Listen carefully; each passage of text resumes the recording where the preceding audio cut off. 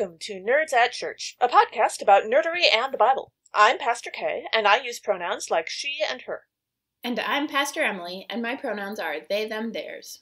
In this episode, we'll discuss the fourth Sunday after Epiphany, also known as Lectionary 4, which falls on January 31st this year.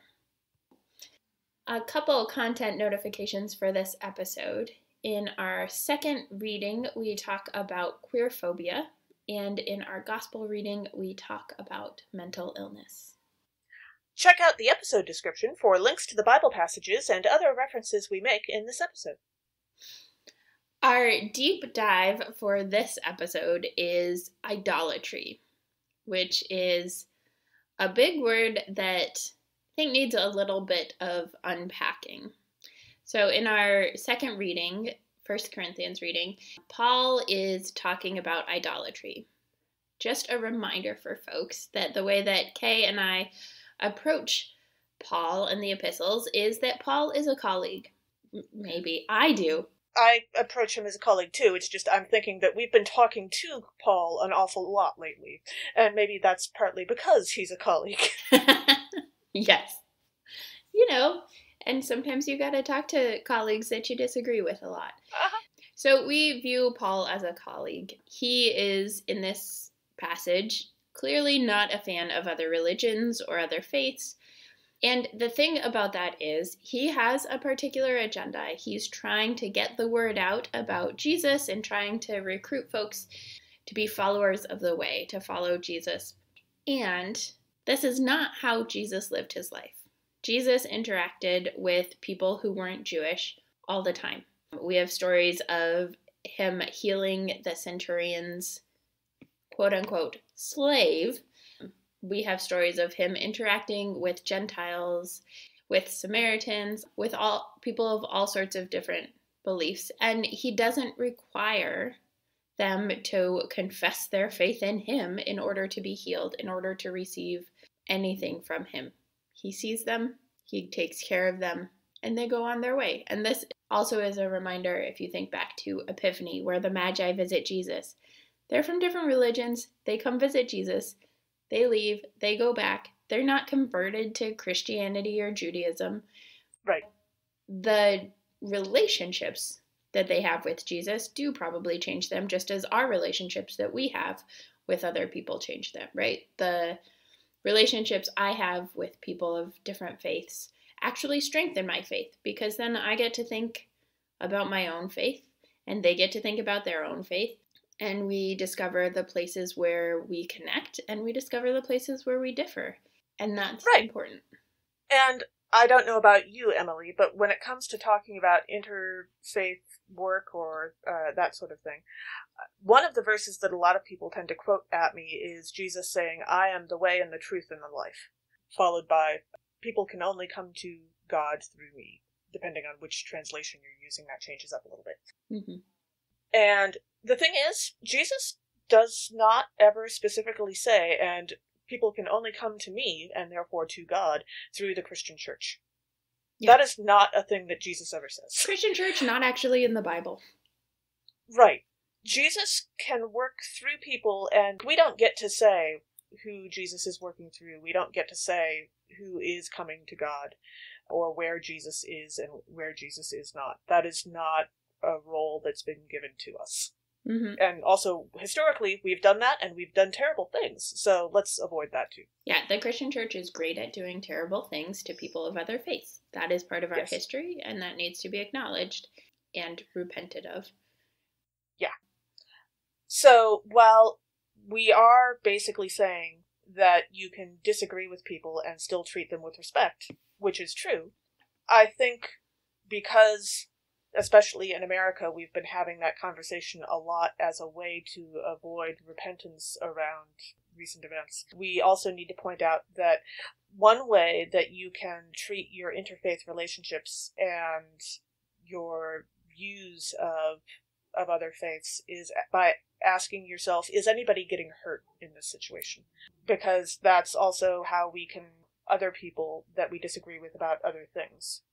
Like when we're asking ourselves, disagree with this person and still respect them, one of the questions I ask myself is this person hurting someone? And if the answer is no, then yeah, sure. They can have any thoughts about, what college someone should have gone to that they want. No one's getting hurt. That's fine. If the answer is yes, then things get a little bit more complicated. So there are certainly religious groups or groups that call themselves religious in this world that are absolutely hurting people. And we still need to acknowledge that and try to help those people. But that doesn't mean that we can't also have good interfaith relationships with other religions that aren't. Yeah, the thing that also makes me think of is Ibu Patel of the Interfaith Youth Corps. I think it's a quote from him, but I might be misquoting.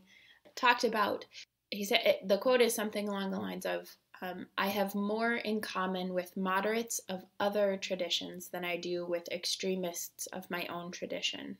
Ooh, that's a good one. Yeah, and I think that's part of it, right? That's part of when we have a responsibility to, particularly as white Christians right now, we have a responsibility to very clearly denounce the white Christian nationalism and fascism that is trying to impede the functioning of our democracy. Yes. And for that matter, the functioning of our church. Yeah. And the places that we have in common, or the places that we can work with other people, it's actually like there's great interfaith coalitions that are built by people who have shared values, because a lot of our faith traditions share common values of care for the community, for each other.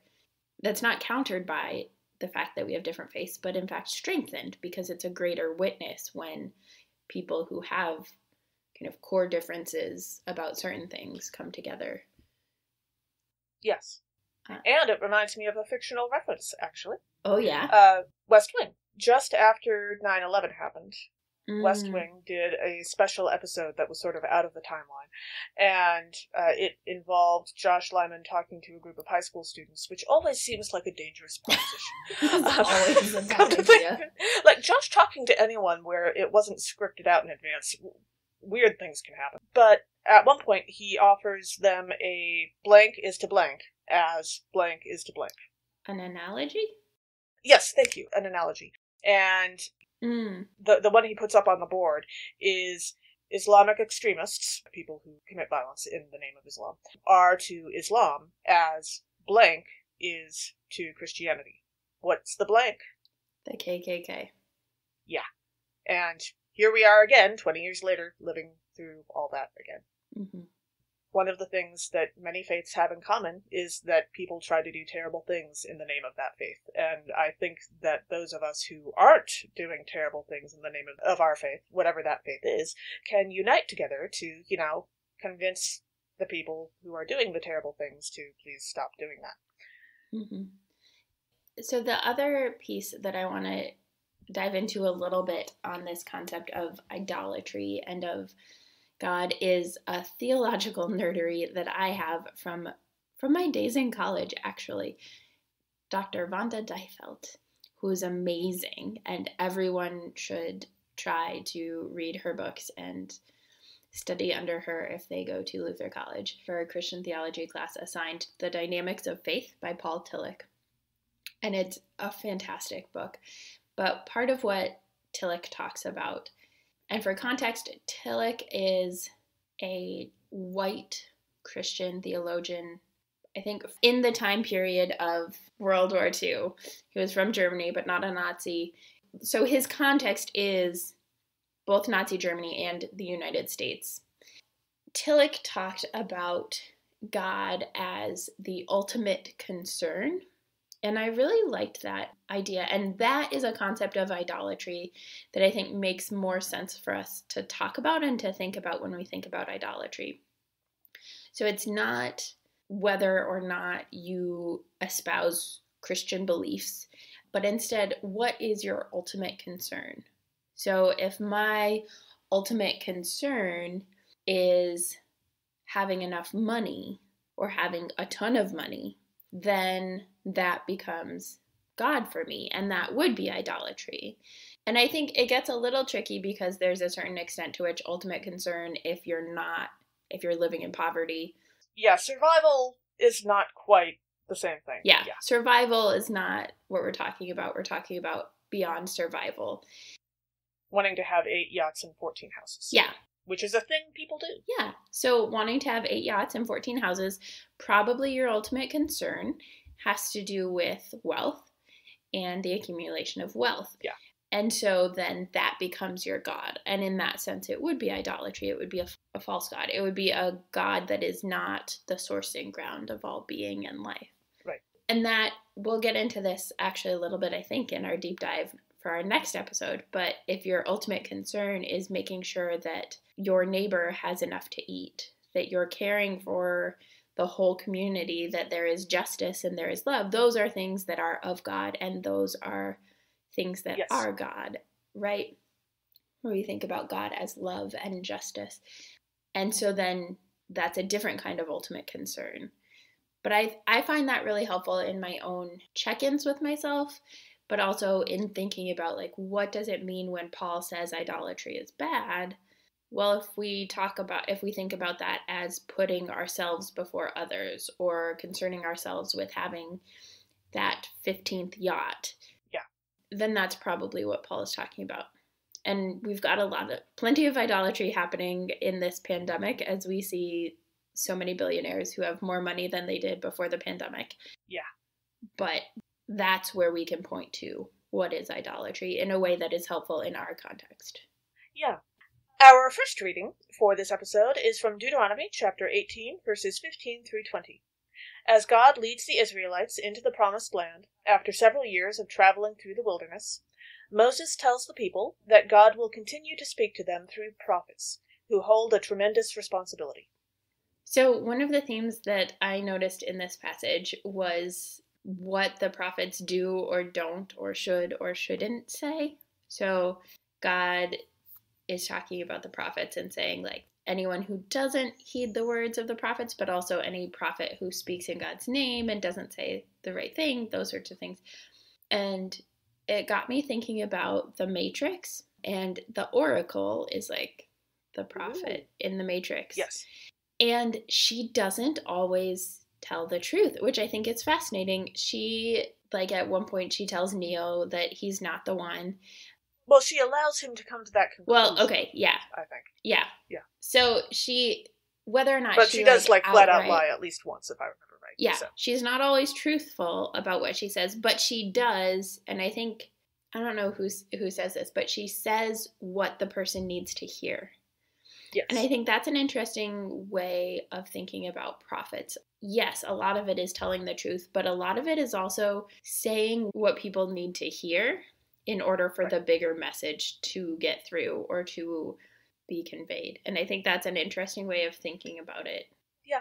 In the context of God being like, you have to say what I tell you to say. And Yeah. Speaking of prophets, as we dive into this passage, in verse 15, we hear that the becoming one, your God, will raise up for you a prophet like me. This is Moses talking, from among your own people. And I think about that, and I always think of Rey in Star Wars up until the final episode. So I will full well admit, like, the final episode, I am not a fan of. Part of what I loved about Rey was that she was an ordinary person. She didn't have the magical lineage of the Skywalkers or anybody else. She was a person raised up from among the people and became this prophet, became the one that would lead them to something new and to that new hope and the new possibilities for how to be as a, like, universe. Yeah. And yes, I know the last movie ruined it. I'm just choosing not to believe what they say in the last movie. That is absolutely your right as a fan. Yes. Goodness knows, I was just talking about this the other day, there are plenty of fictional universes where certain things just did not happen. Two of my favorite examples are the Marvel Cinematic Universe and Star Trek Voyager. In the Marvel Cinematic Universe, all of the superheroes are still, living happily together and fighting crime, or whatever. And in Star Trek Voyager, the last episode simply did not happen. Like, they got home okay, but, that last episode with all of the very weird characterization changes just completely unnecessary. We'll ignore that. Nice. The other option we could compare it to also is Katniss, who is, in fact, of the people. Yes. But I like Rey. Yeah. I choose to maintain Rey's peopleness. In verse 16, we hear, "This is what you requested of the Lord your God at Horeb on the day of the assembly, when you said, 'If I hear the voice of the Lord my God any more, or ever again see this great fire, I will die.'" So that all sounds a little melodramatic, but to be fair, if God is speaking directly to you, I imagine that might be feeling a little melodramatic. Like, that must be a very powerful experience, is how I'm taking this verse. So, what I take out of this verse is that if a style of communication isn't working for you, it is perfectly okay to ask to change it. It sounds like that's what the Israelites did. The Israelites were being spoken to directly by God. That was a little bit too verklempt of an experience for them. They needed something a little bit more ordinary, a little less, giant fire following them around thing. I can see that. That's okay. And so they asked to change it. Just give us a person to talk to, please, because this is getting way too overdramatic for us. And this reminds me of, in the TV show Person of Interest, the characters John and Root. Yes, I know that's an unusual name. Both John and Root work with the Machine, which is a surveillance supercomputer. Yes, it is supposed to sound that creepy. This is the good surveillance supercomputer in that universe, as opposed to the bad surveillance supercomputer, which is a whole separate set of stories. Is there such a thing as a good surveillance supercomputer? That's kind of part of the question of the series, yeah. Okay. That's an ongoing thing. But both John and Root work with the Machine because at that point, basically working with it is better than ignoring its existence because they're saving lives.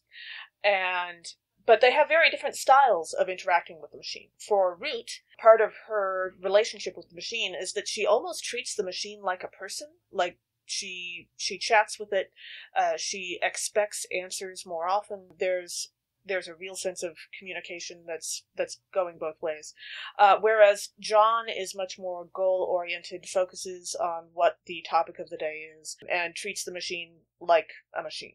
They have different styles of communication, but ultimately speaking, it works for both of them. So. Fascinating.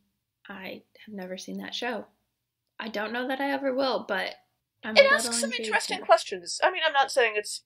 I almost never say that something is the perfect example of television, but they did an okay job with the whole ongoing conversation of, so, like, is this right or not? Or yes, they're saving lives, but yes, it's still creepy, so they did a nice balance of it. Nice. In verse 19, God says, "Anyone who does not heed the words that the prophet shall speak in my name, I myself will hold accountable." And I was thinking about accountability, and it definitely happens in the West Wing. The one that came to mind most readily was the very, very beginning pilot episode where Josh Lyman says stuff that he shouldn't about the conservative white Christian lady on TV.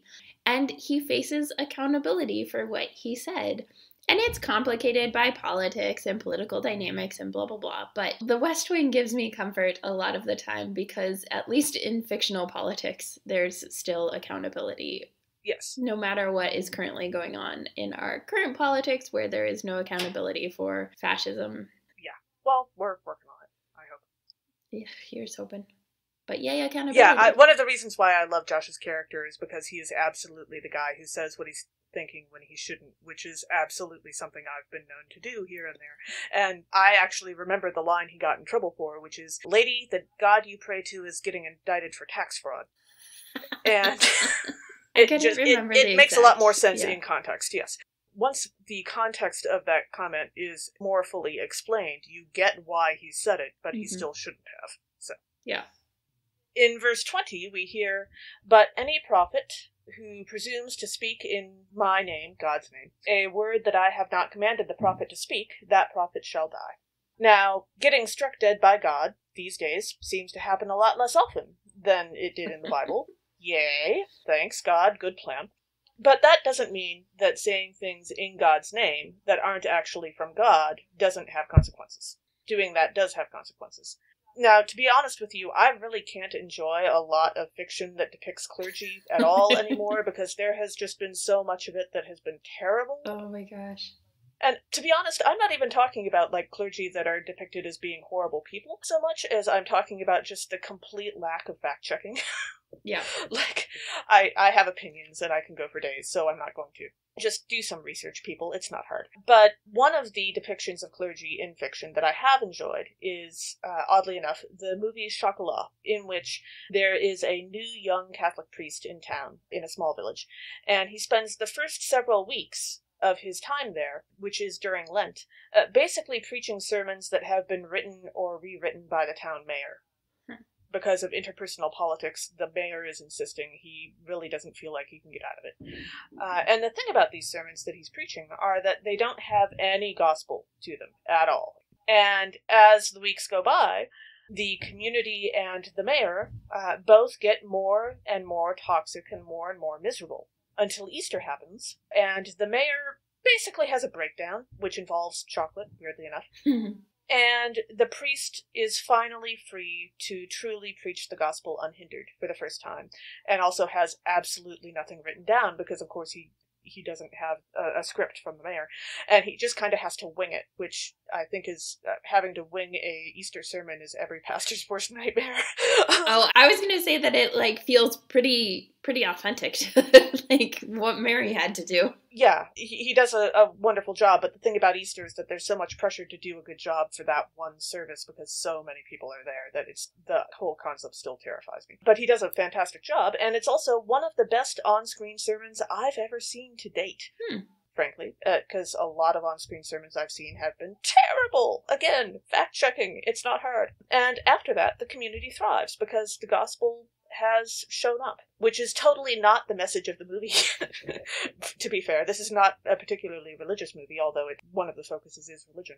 It's a lovely example of how what the local prophet or priest says does have an effect on the community. Yeah. Our second reading for this Sunday is 1 Corinthians chapter 8, verses 1 through 13. Paul reminds followers of Christ that not only the substance, but also the appearance of their actions matter. New believers who are still learning about the faith might get the wrong impression by some actions. So one of the themes in this passage, as we alluded to a bit in our deep dive, is deities, other gods. And it made me think of Battlestar Galactica, which I'm still in the middle of, and I'm not sure how it ends, so don't hold me to anything. But at this point in Battlestar Galactica, the default for the communities that make up the colonies is polytheism. So they talk about the lords of Cobalt, and the monotheists are actually the weird ones. And there's like a weird thing with a Cylon that's monotheist, and I don't know if all the Cylons are or what, but so that is a connection that exists. And at the same time, like, at least from my perspective as a pastor / theology nerd, they don't really develop this. So it's just that, like, when they talk about God, they say, oh my gods, or lords of Cobalt, but when they talk about them all together. They don't talk about individual gods. Interesting. Okay. At least they haven't so far. And so I don't know if it's just a similar thing to what you were talking about, where, like, clearly religion is not the focus of this, except to the extent that it furthers the plot. But what would it look like if they actually developed, like, yes, the Geminis are the ones who are, like, hardcore religious folks. But, like, what if they actually developed some episodes where they explored the different lords of Cobalt and just explored the different gods and, like, why there are multiple gods? And sure. I don't know. I'd like more exploration of the theology of basically anything, but it would require fact-checking because I would not just, like, accept any old, this is the thing, the end. No, for most people that grew up in a monotheist culture, writing about monotheism is hard enough, and goodness knows people have screwed that up regularly. Mm-hmm. Writing about polytheism when you grew up in a monotheist culture is a completely different ballgame and so much harder. Mm-hmm. So, yeah, if they did do anything with developing that, I think they would need people who are polytheists to be doing that development. I don't trust us monotheists for that. When we read verse 1, part of verse 1 is, knowledge puffs up, but love builds up. Now, I'm going to acknowledge right off the bat that this is a false binary, because I know if I don't, that Emily will. And it also happens to be true, which is fair enough. Also, is this like puff pastry? I don't know. I guess I'll have to eat more puff pastry to find out. Hey, actually, I think I love this plan. You're welcome. But yeah, you don't usually have a direct choice between love and knowledge, and those are your only two options, and you have to choose one. That's not usually how life works. However, in my life experience, I have noticed that having lots of knowledge can make a person feel like they are better than other people. Goodness knows there are plenty of fictional examples of this. There's an episode of Doctor Who coming to mind, but I'll keep moving. Because my real reference that I'm making for this point is that I've noticed also that having lots of love tends to make you feel more equal to other people than anything else. And that makes me think of Hufflepuffs, like me. Of course it does. I am not saying that all Ravenclaws are puffed up and feel like they're better than other people, because that is not true. Right, you're just implying it. Occasionally that happens. Mm-hmm. But ultimately speaking, well, as a kid, I was kind of given the choice between love and knowledge, in that I was good at the knowledge side of things. And when that happens, there are people who assume that you just suck at the whole, like, hanging out with people thing.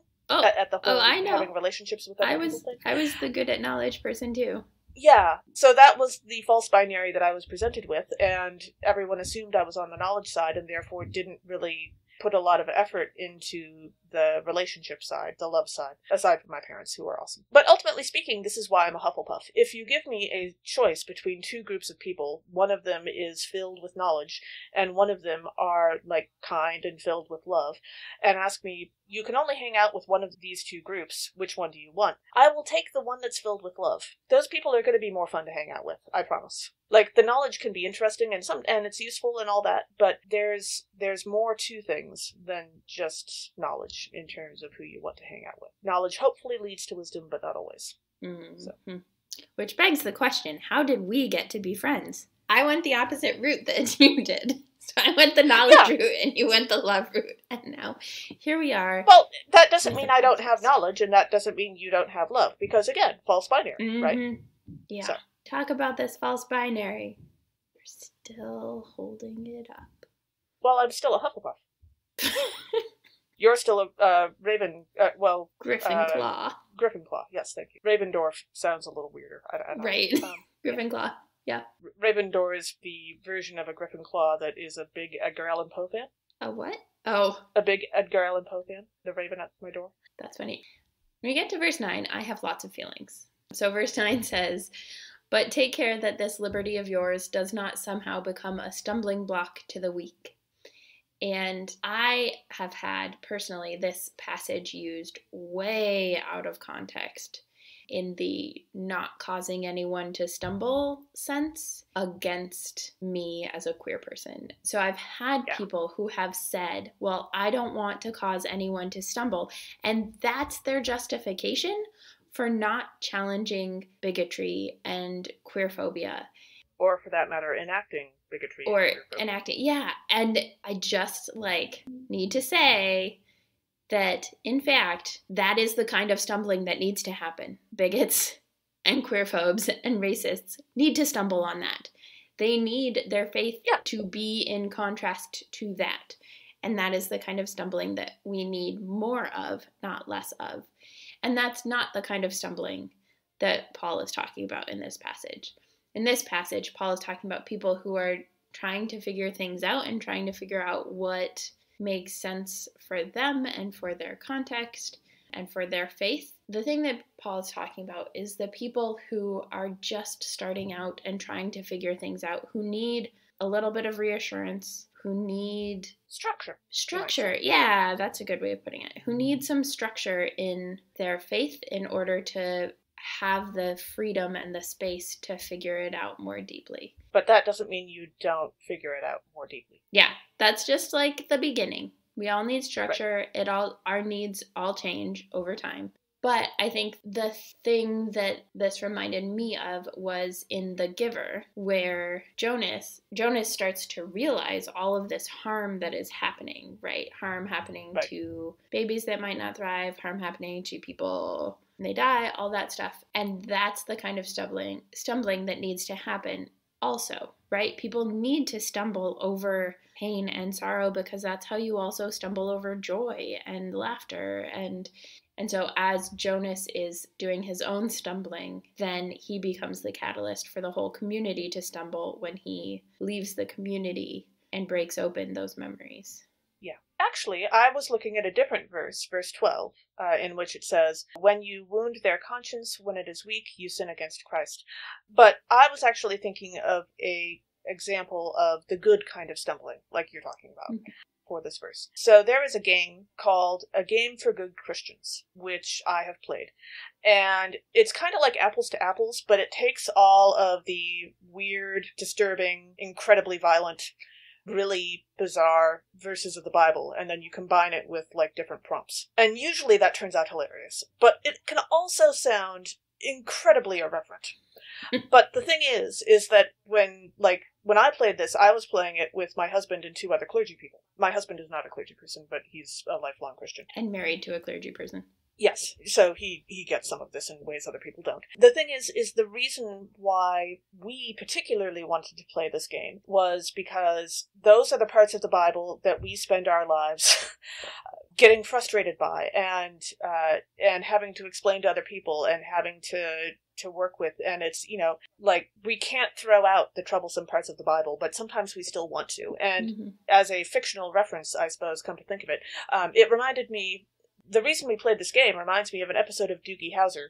Wow, I'm old. And Doogie Howser goes to a field hospital in a very remote place and helps out for a while as a young kid who's a doctor because he's a genius. And he gets there and he finds out that the doctors are all, like, telling jokes and being silly while they do operations, and that freaks him out because he's a young doctor and he thinks everything should be horribly serious.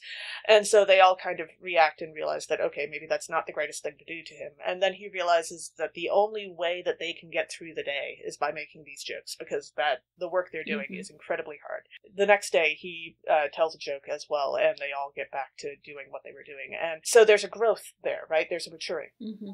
And so that's the reason why we were playing this game, because sometimes you have to joke about these things in order to keep working with them, right?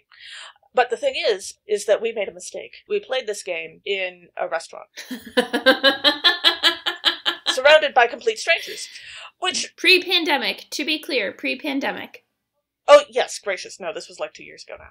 And so, surrounded by complete strangers, and, on second thought, that was not the greatest plan. And we were approached by a very nice young lady from the next table who did not know that we were clergy. We did not bring that up, although one of my fellow clergy people did mention he went to church twice every week, which she didn't seem to notice. But moving on. She felt like we were treating the Bible with disrespect, and that bothered her. And she came over and she talked to us about it, and we had a very nice conversation. And then she left. And it wasn't that we were doing something wrong, but the thing is, we didn't explain to her why we were playing the game. We didn't explain to her about our reasons, and therefore our actions appeared much different than their substance, right?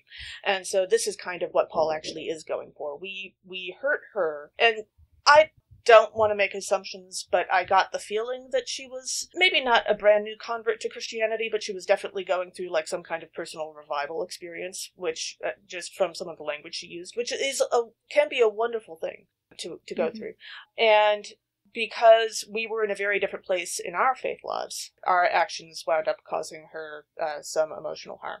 And so that is the time when I learned not to play that game in public. So. Yeah, I remember times when I've been with, like, queer clergy in particular, and we're being really snarky about queerphobia and stuff, and, like, saying things sarcastically. And there was one time where we were at a, like, conference center that's a progressive conference center, and we had, at that point, like, one of the shirts for the group said fruitful and multiplying, because it was... since 2009, but, like, there had been such an increase in queer clergy and the ELCA that we were, like, fruitful, because, fruits, and that connection to queerness, and we were multiplying. There were so many of us, but, like, people who didn't know that would see it, and, like, somebody, I think, had mentioned, and, like, wondering if it was, like, some sort of fertility thing. Were you quiverful, basically? Right. But then the, like, sarcasm and the snarkiness, like, we didn't ever encounter anyone who specifically specifically like said, hey, that's really bad. But we did have a moment where someone in our group was like, maybe we should tone it down a little bit while we're in the dining area with other people so that they don't think that we're queerphobes. Which like anybody that knows me in seminary knows that I already have like been mislabeled that anyway, but... Yeah, I may have had an incident in college when I accidentally convinced a room full of people that I was against female ordination, when that's what I was going for, because I didn't have a choice about which side of the debate to take. We all got assigned randomly. And the thing is that when I debate something, I get really into it, and it does not matter what side I'm on. And then I had to explain to the room full of people that, no, actually, I'm not against it.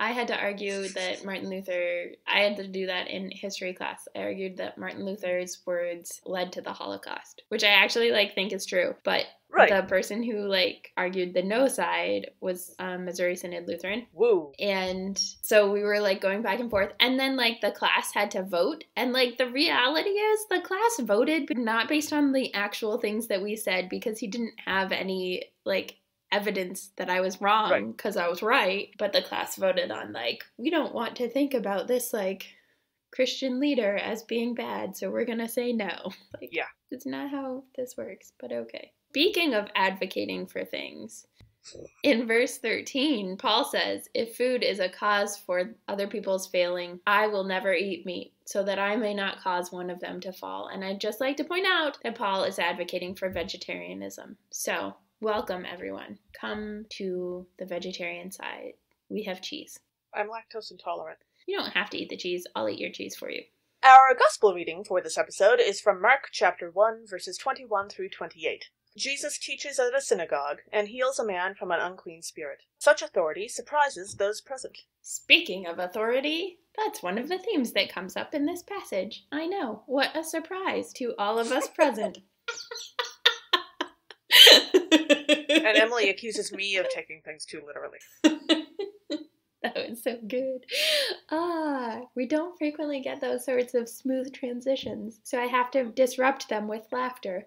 So I was thinking about authority, and there's lots of places where people have like some authority, but my immediate thought was like almost every sci-fi, fantasy, dystopia ever, all of the ones that I can like easily think of have like the authorities, aka police or military, which is, you know, super problematic because policing is racist and military is violent colonization. But this sort of authority that we're talking about with Jesus is not that kind of authority. It's not the like Pax Romana, peace by threat of violence thing. Yeah. But it's more of a like an authority like a professor, right? Where like you're very knowledgeable and you have expertise about what you're talking about. And it got me thinking about the authority of experience and the ways that I think particularly for people with intersecting identities, with marginalized or identities of oppression, the authority of experience is really important, that is a place of expertise and a place of authority, and not the like tendency to like white-splain or mansplain the answer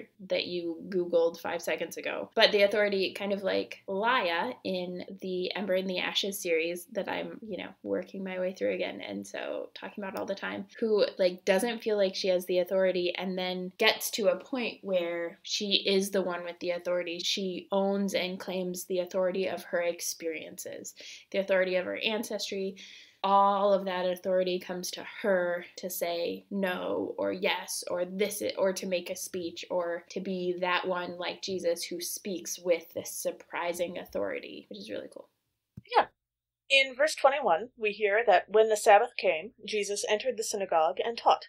So imagine if your place of worship let anyone who claimed to be a teacher show up and teach, like without clearing them first. And one thing that people may not know, this actually happens. Like clergy will occasionally get notes from random strangers saying, oh, by the way, I'm an authority on so-and-so, I'll be at your church at such a date, and I'll be able to teach your people about it.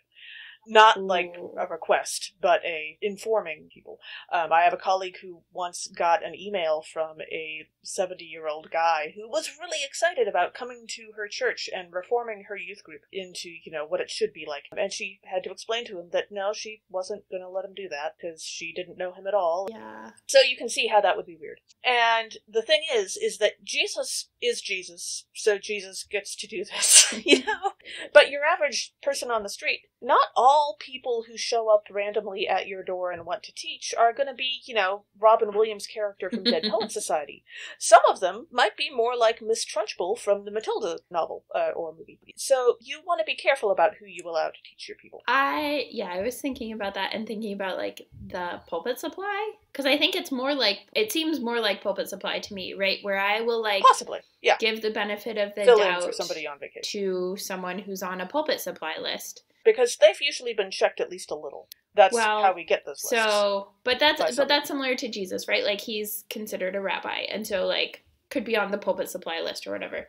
That might be true, yes. So rural pulpit supply can be a little bit trickier than urban pulpit supply. Oh, yeah, and you get some interesting people on those lists, too. I've had that one time I was getting pretty desperate, and usually I try to get pulpit supply who are people of color, whose first language is other than English, who are not men, and, like, if I'm desperate, like, there was this one time where there was an older retired Episcopal man. Yeah. And I got him to come to the congregation, and he, like, when I was talking to him about it, he was, like, ready to come and, like, made, like, some side comment that I was like, I don't know exactly what that's about, but this is, like, next week, and I have no other options, and who would ever talk about, like, I know the readings for that Sunday, like, it's not going to come up. I think it's okay. I just need somebody to be there. Yeah. When I got back, the congregation was, like, complaining about him because he had brought up, like, when the Episcopal Church first started ordaining and acknowledging the ordinations of queer people. And, like, multiple people in the room, multiple people talked to me about him and were like, yeah, he clearly didn't know his context. And, like, because he had been saying that. And there were people who, like, a couple of people who got up and, like, took the kids out to the playground so that they didn't have to hear him speak. And a couple of people who were like, if he had gone on for another minute, I would have, like, stood up and left. And he had been covering for Pulpit Supply while I was at a Proclaim gathering for a bunch of queer Lutheran, like, rostered ministers and seminarians. Yeah. And so what I ended up doing was emailing him and saying, to just say thank you, like you do, and saying, thank you for filling in for me as a queer pastor. It's really important that I have time to be with us. And, like, really laying on thick the, like, you used my pulpit to say things that are harmful. Like, I didn't say that, but, like, because I knew that, I was like, here's how you're actually, like, supporting queer people right now. Thanks. Yeah, that is the Midwestern thing to do. Congratulations. Thanks. I don't speak Midwestern very well, so I was, like, real impressed with myself when I could, like, do that. It's because it was written, so I had time to, like, rework it, but... That helps. Yeah. Moving on to verse 23. Just then there was in their synagogue a man with an unclean spirit. Now, this passage, much like our previous passage, has occasionally been used to hurt queer people. This passage and ones like it have been used to talk about people who have mental illnesses in some fairly terrifying ways. The Bible uses the phrase unclean spirit or things like that as a way of talking about mental illness, because they didn't, have modern psychology back then. They didn't know what was wrong with people. They didn't have modern medicine. They didn't have the context to understand what was really going on. That's what it looked like to them. And it has not always been helpful to people who are actually mentally ill, oddly enough. Much like in the book Jane Eyre, which I actually like that story a lot. I like the main character. But it mostly dismisses and ignores the crazy wife in the attic character, who plays a bit part and then causes the end of the novel. But there is also a novel called Wide Sargasso Sea, which was written in the 1960s, I think. And it explores the story from the point of view of the so-called crazy wife in the attic. And it expands on what things would have looked like from her point of view. And it's a really interesting reframing of the whole story, because it turns out that when you tell the story from the point of view of the person who is suffering, everything tends to look pretty different. So. Yeah, I read The Wide Sargasso Sea a long time ago, I think, and I don't... It is on my list, but so are a lot of things. So, gotcha. But it sounds really interesting. Yeah. I agree. I think there's a lot of caution that we need to have when we talk about mental illness and unclean spirits. And there are different ways that we can understand unclean spirits today. And so we'll probably do a deep dive perhaps this summer around that. Yeah. So keep your ears peeled, folks. Ow. Well, you can't keep your eyes peeled. It's a podcast. So in verse 24, the man with an unclean spirit cries out and says, "What have you to do with us, Jesus of Nazareth? Have you come to destroy us? I know who you are, the Holy One of God." And this is consistent with the idea that naming has power, and we'll see this some in our next episode as well. But the idea of naming Jesus in this case, of calling him the Holy One of God, is a way of like having power over him. Yeah. And Jesus like responds by silencing them. But it reminded me, and this, I was talking to River, who was on our last episode, about this, and she reminded me of the Shakespeare episode of Doctor Who, where the Doctor and Martha are in Shakespearean times and like get to meet Shakespeare and stuff, and there's so-called witches who are like trying to do, you know, some pretty suboptimal things, as they say, some pretty evil things. Right. And the way that the Doctor actually like is able to defeat them, and the way that they lose their power, is when the Doctor names them as Carianites. And that naming, because the whole thing is about the power of words, and so that naming of them is part of how they win, how the Doctor and Martha and Shakespeare and all them win against the Carianites, who are not in fact witches, but aliens, like you do. So yes, naming has power. And at the end of this passage, in verse 28, we hear that at once Jesus' fame began to spread throughout the surrounding region of Galilee. And that reminded me of Katniss, of course, whose fame spreads very quickly after the reaping, because she volunteers for Prim, her little sister, at the beginning of the Hunger Games. And that has basically never happened in District 12. And so her fame spreads, and particularly because she does it out of love for her sister, which is just not how most people experience the reaping. That's not how it works for so many people. Yeah. She becomes famous for that part, and then it spreads, and there's whole other things, and yeah, yay, fame spreading. Except it's dangerous for both Katniss and Jesus, actually. Yeah. Thanks for joining us. Catch us next time when we'll discuss nerdery connections to the scripture readings for the 5th Sunday after Epiphany. This podcast has been produced by us, Emily Ewing and Kay Rohloff. For more fun, check us out on Twitter and Facebook at NERDSATCHURCH, Nerds at Church, or contact us at nerdsatchurch@gmail.com. Also, if you like what you've heard, rate us or leave us a review on Apple Podcasts, Facebook, or wherever you catch your podcasts. If you appreciate what we do or want to get actual transcripts of the podcast episodes, consider supporting us on Patreon at patreon.com/nerdsatchurch. We hope Patreon can help us get our episodes transcribed for those who need or prefer that, though if you want to help us with transcripts, let us know via email or social media. As the ancient Christians said, Pax Vobiscum.